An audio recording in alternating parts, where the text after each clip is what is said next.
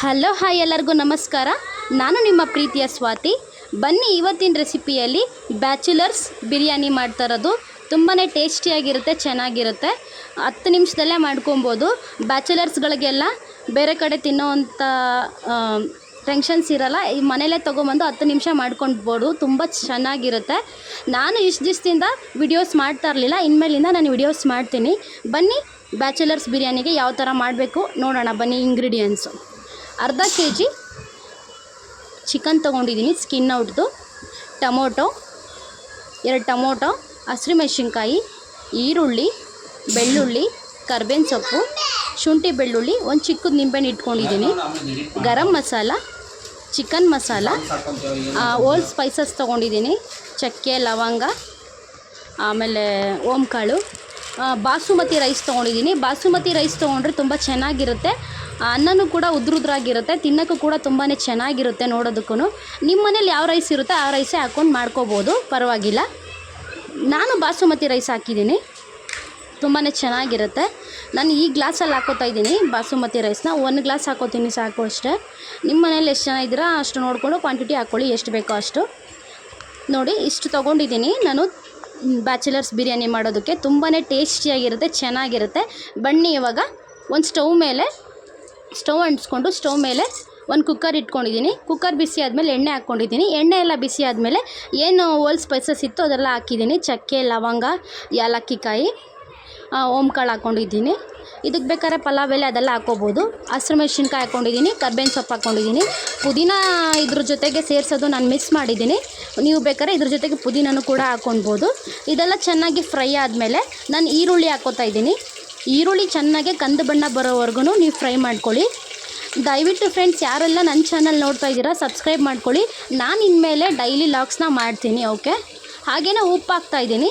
ಸ್ವಲ್ಪ ಉಪ್ಪು ಹಾಕ್ಕೊಂಡು ಈರುಳ್ಳಿ ಜೊತೆಗೆ ಫ್ರೈ ಮಾಡ್ಕೊಳ್ಳೋಣ. ಈರುಳ್ಳಿನೂ ಕೂಡ ಚೆನ್ನಾಗಿ ಫ್ರೈ ಆದರೆ ಅಡುಗೆ ಮಾತ್ರ ಸೂಪರಾಗಿ ಆಗುತ್ತೆ. ನಾನು ತುಂಬಾ ಬ್ಯುಸಿ ಇದ್ದೆ, ಹಂಗಾಗಿ ಜಾಸ್ತಿ ನಾನು ವಿಡಿಯೋಸ್ ಮಾಡೋದಕ್ಕಾಗಲಿಲ್ಲ. ದಯವಿಟ್ಟು ಯಾರ್ಯಾರೆಲ್ಲ ಸಬ್ಸ್ಕ್ರೈಬ್ ಮಾಡ್ಕೊತಾ ಇದ್ದೀರಾ ವಿಡಿಯೋನ ಪೂರ್ತಿ ಎಂಡ್ ಆಗೋವರೆಗೂ ನೋಡಿ, ಲೈಕ್ ಮಾಡಿ, ಶೇರ್ ಮಾಡಿ. ನಿಮ್ಮ ಸಪೋರ್ಟ್ ಯಾವಾಗಲೂ ಇರಬೇಕು. ಚಿಕನ್ನ ವಾಶ್ ಮಾಡ್ಕೊಂಡು ಇಟ್ಕೊಂಡಿದ್ದೀನಿ. ಅರ್ಧ kg ತೊಗೊಂಡಿದ್ದೀನಿ ಅಷ್ಟೇ ಚಿಕನ್ನು. ಸ್ಕಿನ್ ಔಟ್ ತೊಗೊಂಡಿದ್ದೀನಿ. ಅರ್ಧ kg ತೊಗೊಂಡು ಚಿಕನ್ನು ವಾಶ್ ಮಾಡ್ಕೊಂಡು ಇಟ್ಕೊಂಡು ಇದ್ರ ಜೊತೆಗೆ ಟೊಮೊಟೊ ಹಾಕ್ಕೊಂಡಿದ್ದೀನಿ. ಟೊಮೊಟೊ ಎಲ್ಲ ಚೆನ್ನಾಗಿ ಫ್ರೈ ಆದಮೇಲೆ ಶುಂಠಿ ಬೆಳ್ಳುಳ್ಳಿ ಪೇಸ್ಟ್ ಹಾಕಿ, ಶುಂಠಿ ಬೆಳ್ಳುಳ್ಳಿನೂ ಹಸಿ ವಾಸನೆ ಹೋದ್ಮೇಲೆ ಫ್ರೈ ಮಾಡ್ಕೊಂಡಾದ್ಮೇಲೆ ಚಿಕನ್ ಏನು ತೊಳೆದಿಟ್ಕೊಂಡಿದ್ವಿ ನೋಡಿ, ಆ ಚಿಕನ್ ಇದ್ರ ಜೊತೆಗೆ ಸೇರಿಸ್ಕೊಂಡು ಚಿಕನ್ನ ಚೆನ್ನಾಗಿ ಫ್ರೈ ಮಾಡ್ಕೊಬೇಕು. ಈ ಚಿಕನ್ನು ಎಲ್ಲ ಫ್ರೈ ಆದಮೇಲೆ ಬೆಳ್ಳಗಾಗಬೇಕು, ಫ್ರೈ ಆಗೋ ಥರ ವೈಟ್ಗಾಗಿ.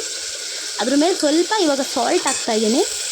ಚಿಕನ್ ಜೊತೆಗೆ ನೋಡಿ ಈ ಥರ ಚೆನ್ನಾಗಿ ಬೇಯೋವರೆಗೂ ನಾವು ಚೆನ್ನಾಗಿ ಫ್ರೈ ಮಾಡಿ ಇದಕ್ಕೆ ಗರಂ ಮಸಾಲ ಹಾಕ್ಕೋತಾ ಇದ್ದೀನಿ. ಸ್ವಲ್ಪ ಅಚ್ಕಾರದ ಪುಡಿ ಹಾಕಿದ್ದೀನಿ.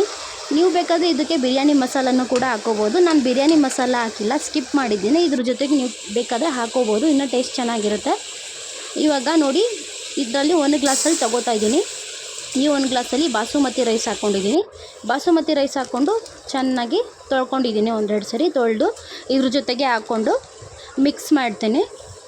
ಚಿಕನ್ ಎಲ್ಲ ಸ್ವಲ್ಪ ಬೆಂದಾದಮೇಲೆ ಹಾಕಬೇಕಾಗತ್ತೆ. ಚಿಕನ್ ಒಂದು 5 ನಿಮಿಷ ಬೇಯಿಸಿದ್ದೀನಿ. ಚೆನ್ನಾಗಿ ಬೆಂದಾದಮೇಲೆ ನೋಡಿ, 1 ಗ್ಲಾಸಿಗೆ 2 ಗ್ಲಾಸ್ ನೀರು ಹಾಕಬೇಕಾಗತ್ತೆ. 1 ಗ್ಲಾಸ್ ಅಕ್ಕಿಗೆ 2 ಗ್ಲಾಸ್ ನೀರು ಹಾಕ್ಬಿಟ್ಟು ಚೆನ್ನಾಗಿ ಫ್ರೈ ಮಾಡಬೇಕಾಗತ್ತೆ. ಈ ಗ್ಲಾಸಲ್ಲಿ ನಾನು ಹಾಕ್ಕೊಂಡಿದ್ದೀನಿ. ಈ ಗ್ಲಾಸಲ್ಲಿ 1 ಗ್ಲಾಸಿಗೆ 2 ಗ್ಲಾಸ್ ನೀರು ಹಾಕ್ಕೊಂಡಿದ್ದೀನಿ. ಆವಾಗ ಅನ್ನನೂ ಕೂಡ ಉದುರುದ್ರಾಗಿ ಚೆನ್ನಾಗಾಗುತ್ತೆ, ಬಿರಿಯಾನಿನೂ ಕೂಡ ನೋಡೋದಕ್ಕೆ ಚೆನ್ನಾಗಿರುತ್ತೆ.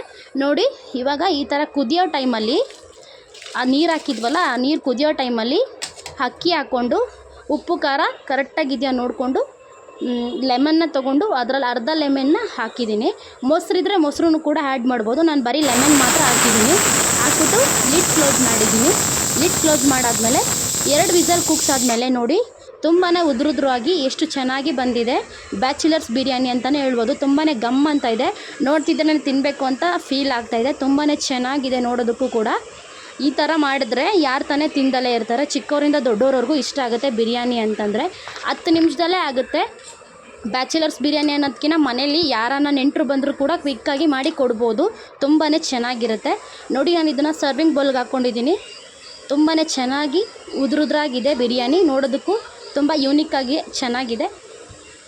ಇದೇ ಥರ ನನ್ನ ಚಾನಲ್ನ ಸಬ್ಸ್ಕ್ರೈಬ್ ಮಾಡ್ಕೊಳ್ಳಿ. ಯಾರ್ಯಾರೆಲ್ಲ ನೋಡ್ತಾ ಇದ್ದೀರಾ ಈ ರೆಸಿಪಿನ ಟ್ರೈ ಮಾಡಿ ಯಾವ ಥರ ಬಂತು ಅಂತ ನನ್ನ ಕಮೆಂಟ್ ಸೆಕ್ಷನಲ್ಲಿ ಕಮೆಂಟ್ ಮಾಡಿ. ನೀವು ಯಾವುದೇ ಥರ ನನಗೆ ರೆಸಿಪಿ ಹೇಳಿದ್ರು ನಾನು ಮಾಡಿ ನಿಮಗೆ ತೋರಿಸ್ತೀನಿ. ನೀವು ದಯವಿಟ್ಟು ನನಗೆ ಲೈಕ್ ಮಾಡಿ, ಶೇರ್ ಮಾಡಿ, ಕಮೆಂಟ್ ಮಾಡಿ. ನಿಮ್ಮ ಸಪೋರ್ಟ್ ನನಗೆ ಹೀಗೆ ಸಿಗಲಿ. ಈ ಥರ ಬ್ಯಾಚುಲರ್ಸ್ ಬಿರಿಯಾನಿ ಮಾಡಿಕೊಂಡು ತಿನ್ನಿ ಒಂದ್ಸರಿ, ಕ್ವಿಕ್ಕಾಗುತ್ತೆ. ಯಾವುದೇ ಥರ ಸ್ಪೈಸಸ್ ನಾನು ಜಾಸ್ತಿ ಹಾಕಿಲ್ಲ, ತುಂಬ ನೈಸರ್ಗಿಕವಾಗೇ ಮಾಡಿದ್ದೀನಿ, ತುಂಬ ಚೆನ್ನಾಗಿದೆ. ಓಕೆ, ಒಂದ್ಸರಿ ಟ್ರೈ ಮಾಡಿ. ಟ್ರೈ ಮಾಡಾದ್ಮೇಲೆ ಯಾವ ರೀತಿ ಬಂತು ಅಂತ ಹೇಳಿ.